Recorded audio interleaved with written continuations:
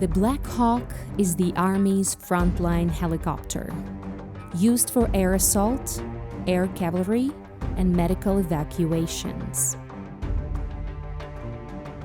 The primary function of a Black Hawk is to carry troops into combat.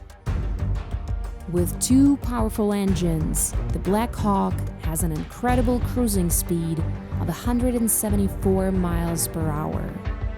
What's more, it can lift an object weighing as much as 8,000 pounds. To fight fires, these helicopters have a collapsible bucket that can hold up to 660 pounds of water connected underneath the aircraft.